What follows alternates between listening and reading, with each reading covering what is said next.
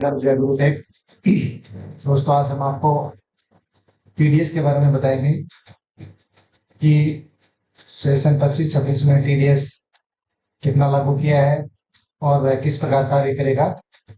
तो देखिए वर्ष 2025-26 के लिए इनकम टैक्स स्लैब क्या रहेगी असेसमेंट 26-27 के लिए। तो देखिए 12 लाख से 16 लाख के बीच की आय के लिए लागू टैक्स दर है 15%। जिस भी एम्प्लॉय की 12 लाख से 60 लाख तक के बीच की आय होगी वो गवर्नमेंट को टैक्स 15% देगा और 16 लाख से 20 लाख तक की आयु या आय 20% टैक्स लगेगा। मतलब जिसकी सैलरी 16 लाख से 20 लाख तक की आय है उस पर 20% टैक्स लगेगा। 20 लाख से 24 लाख के बीच अर्जित करने वाले लोगों पर 25% टैक्स लगाया जाएगा। यानी कि 20 लाख से 24 लाख के बीच जिसकी सैलरी होगी उन लोगों पर 25% टैक्स लगाया जाएगा और 24 लाख से अधिक की किसी भी आय पर 30% लगेगा। यदि 24 लाख से किसी की इनकम ज्यादा है तो 30% टैक्स लगाया जाएगा। अब नई व्यवस्था में इसको क्या प्रावधान रखा गया है ये हम आपको बता रहे हैं। नए टैक्स रिलीव में टैक्स दरें सभी श्रेणी युवा, वरिष्ठ नागरिक, अति वरिष्ठ नागरिक के लिए समान है।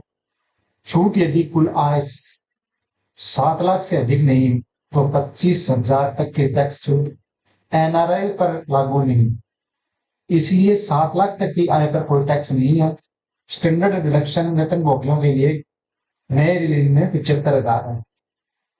अब स्टैंडर्ड डिडक्शन ये पहले 50,000 था, अब इसको बढ़ाकर 75,000 रुपए कर दिया गया है। बजट 2025 में धारा 115 बीएसी के तहत नई कर स्लैब दरों का प्रावधान किया गया है। यानी नई कर व्यवस्था या डिफॉल्ट कर व्यवस्था यह सुनिश्चित करने के लिए था कि व्यक्ति अधिक बचत करे और अपनी खर्च करने की क्षमता बढ़ाए। यह संशोधित कर स्लैब दरें वित्त वर्ष 2025-26 से अर्जित आय पर लागू होंगी। नई कर व्यवस्था चुनने वाले करदाताओं के लिए मानक कटौती को 50,000 रुपए से बढ़ाकर 75,000 रुपए कर दिया गया है। मैंने अभी बताया आपको कि 50,000 रुपए थी स्टैंडर्ड डिडक्शन, अब 75,000 रुपए कर दिया गया है।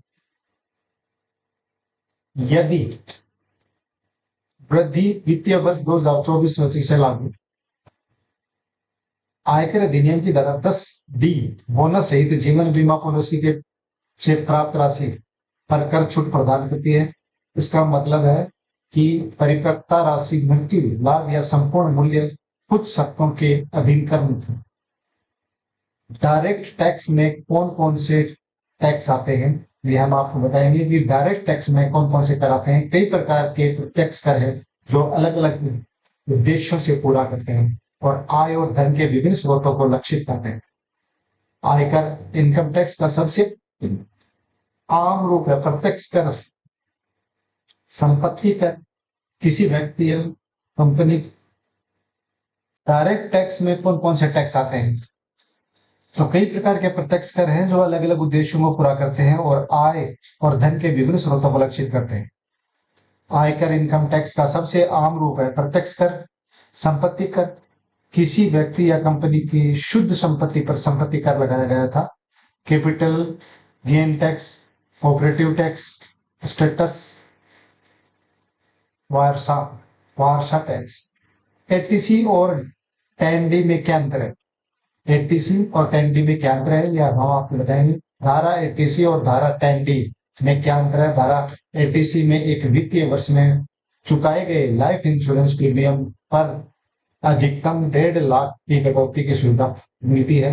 धारा 10D इंश्योरेंस क्लेम पर टैक्स में कटौती प्रदान करती है जिसमें मैच्योरिटी और डेथ बेनिफिट साथ ही अन्य सभी अर्जित बोनस शामिल है। इनकम टैक्स में 10D क्या है? आयकर अधिनियम की धारा 10D बोनस सहित जीवन बीमा पॉलिसी से प्राप्त राशि कर छूट प्रदान करती है। इसका मतलब यह कि परिपक्वता राशि, मृत्यु लाभ या संपूर्ण मूल्य कुछ शर्तों के अधीन कर मुक्त है। वीडियो अच्छा लगा तो लाइक एंड शेयर करना जरूर।